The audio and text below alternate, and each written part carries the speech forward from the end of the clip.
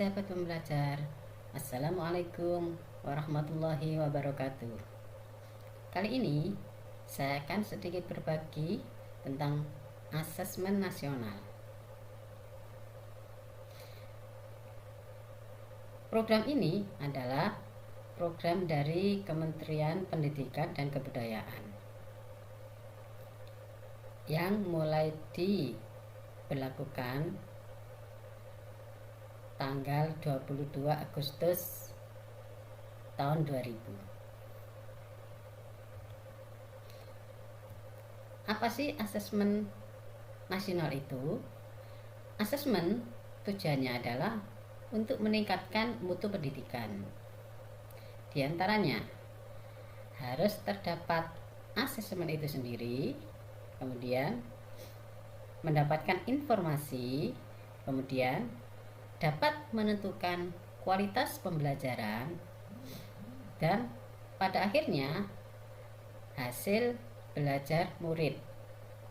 Ini menentukan hasil belajar murid. Tujuan asesmen pendidikan adalah untuk meningkatkan mutu. Asesmen dilakukan tidak hanya untuk memantau dan mengevaluasi.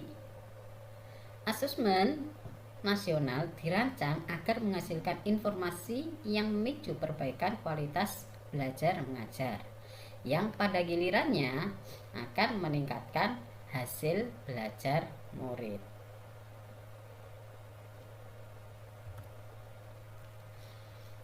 Instrumen asesmen nasional dan informasi yang dihasilkan.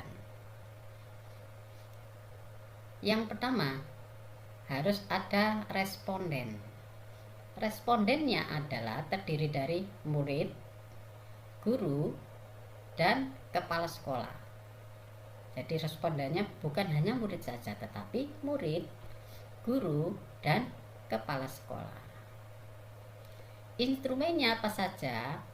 Untuk murid, instrumennya adalah AKM literasi dan numerasi. Kemudian survei karakter. Kemudian untuk guru dan kepala sekolah, instrumennya adalah survei lingkungan belajar. Kemudian dari instrumen ini memberikan informasi apa? Untuk AKM literasi dan numerasi memberikan informasi tentang hasil belajar kognitif.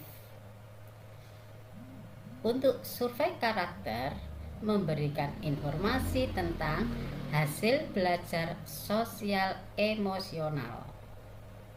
Sedangkan survei lingkungan belajar memberikan informasi tentang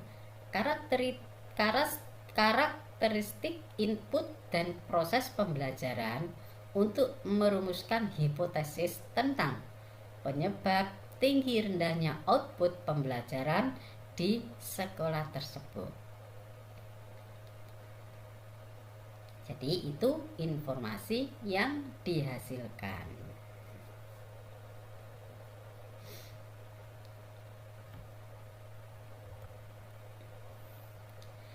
Asesmen nasional bertujuan mengevaluasi sistem pendidikan Indonesia.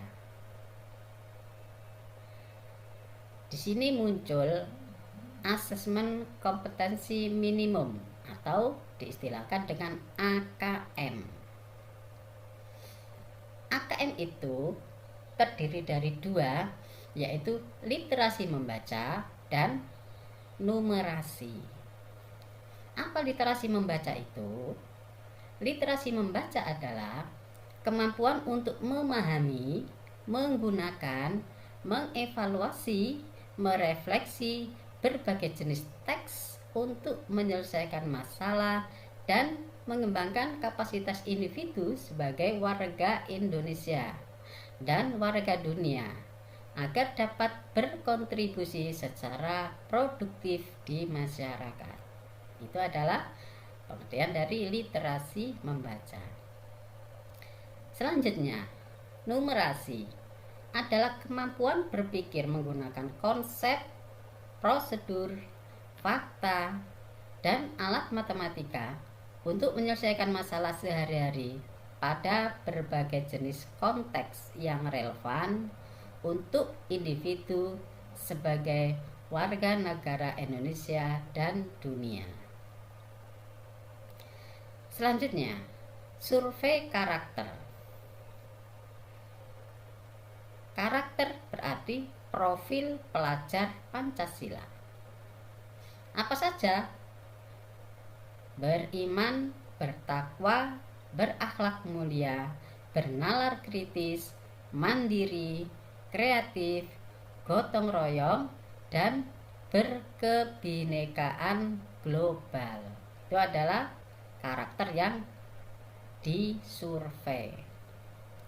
Berikutnya, kalau survei lingkungan belajar, apa saja? Iklim belajar dan iklim satuan pendidikan. Meliputi iklim keamanan sekolah, meliputi perundungan, rasa aman, konsepsi, hukuman fisik, kebijakan sekolah. Sistem kebinekaan sekolah meliputi toleransi, pro kekerasan, komitmen, kebangsaan, rasa terancam, pengalaman terdiskriminasi, serta kebijakan. Sedangkan kualitas pembelajaran meliputi iklim keteraturan kelas, pengajaran yang adaptif, umpan balik yang konstruktif, serta bimbingan guru. Nah, ini rancangan dari PISA seperti ini: matematik literasi, reading literasi, questionnaires.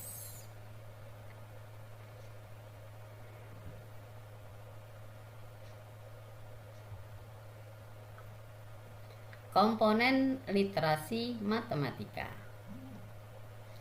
Untuk PISA seperti ini.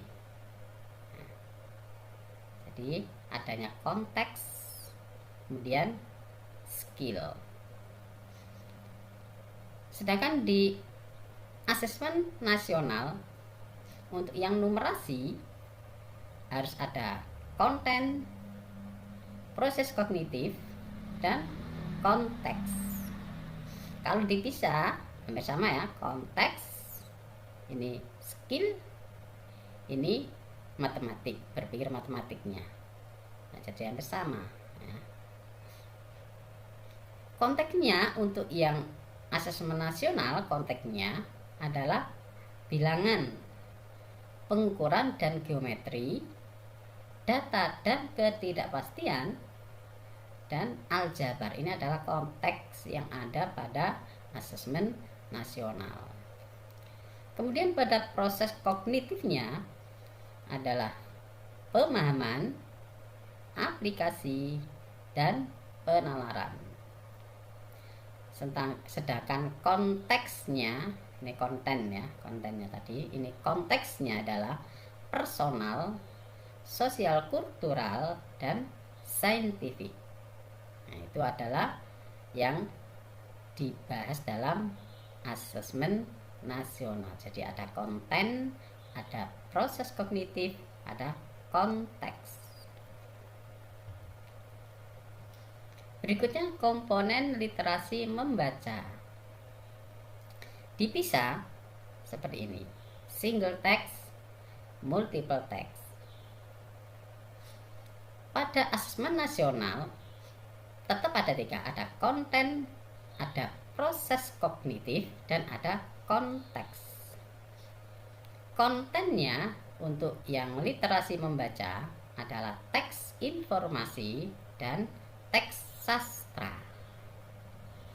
Pada proses kognitif menemukan informasi, interpretasi dan integrasi, evaluasi dan refleksi.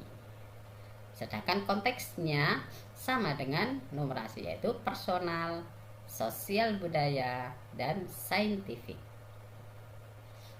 Jadi itu perbedaan antara PISA dengan asesmen nasional. Berikutnya komponen instrumen non-kognitif. Kalau dipisah seperti ini ya. Text performance, emotional regulasi, openness, collaboration, engaging, and others. Sedangkan pada survei karakter, beriman, bertakwa, berakhlak mulia, bernalar kritis, mandiri, kreatif, bergotong royong, berkebinekaan global. Itu komponen instrumen non kognitif yang ada di PISA dan yang ada di asesmen nasional. Berikutnya komponen instrumen iklim belajar. Di PISA menggunakan istilah seperti ini. Kemudian pada asesmen nasional, survei lingkungan belajarnya dibedakan menjadi 3. Yang pertama, mutu pembelajaran atau level kelas, terdiri dari manajemen kelas yang efektif, orientasi pada kebutuhan belajar murid, stimulasi dan dukungan untuk berpikir tingkat tinggi atau kognisi dan metakognisi.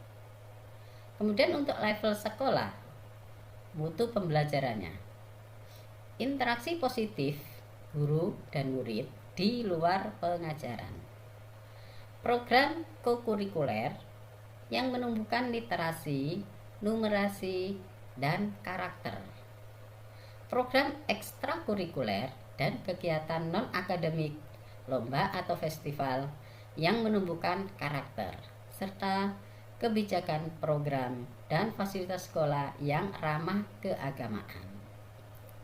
Dan yang ketiga adalah pemanfaatan TIK untuk pembelajaran, yang terdiri dari penggunaan TIK untuk pembelajar mengajar di kelas. Begitu kiranya yang membahas sedikit tentang asesmen nasional. Berikut contoh soalnya.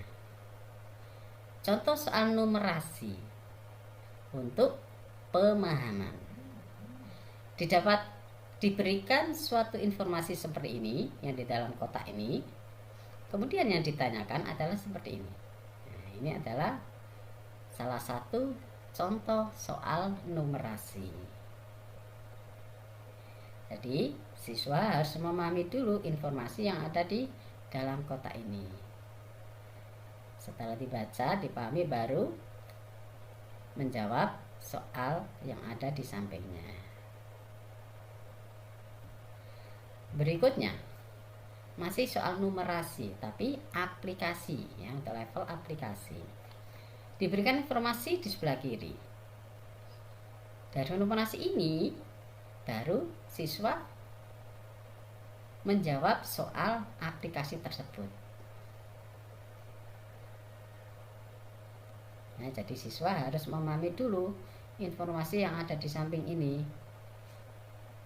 Setelah itu baru diaplikasikan ke soal ini. Ini masih contoh soal numerasi untuk tingkat penalaran atau membuat pertimbangan atau keputusan. Masih sama, diberikan informasi di sebelah kiri ini. Siswa harus memahami, baru bisa menjawab soal seperti ini. Di soal ini, siswa di sini diberikan pilihan. Jadi di sini tidak ada pilihan yang harus dipilih oleh siswa. Setelah itu, di bawahnya siswa harus memberikan penjelasan dari pilihan tersebut. Kenapa dia memilih itu? Nah, seperti itu untuk soal penalaran. Berikutnya untuk literasi. Untuk literasi level SMP.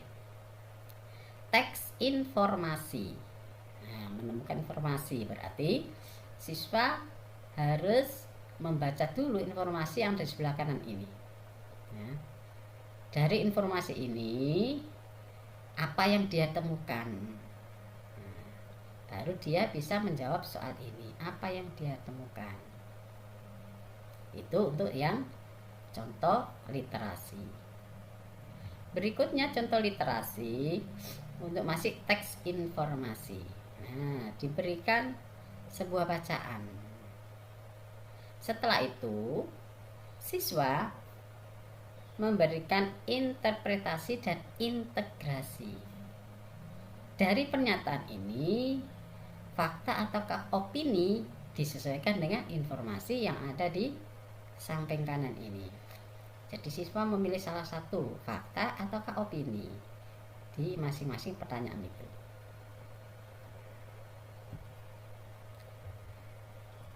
Sekarang untuk teks informasi. Berikan contohnya. Ada gambar. Setelah itu, siswa disuruh menjawab soal yang ada di sebelah kirinya. Dia setuju ataukah tidak setuju? Kalau setuju, alasannya apa? Kalau tidak setuju, alasannya juga apa? Sesuaikan dengan gambar yang ada di samping kanan ini. Tuh, untuk evaluasi dan refleksi. Demikian beberapa contoh. Semoga apa yang saya sampaikan ini bermanfaat buat kita semua, khususnya bagi saya sendiri dan bagi para pembaca, para pemerhati, dan juga khususnya pada Bapak Ibu guru sekalian. Akhirnya, Assalamualaikum warahmatullahi wabarakatuh.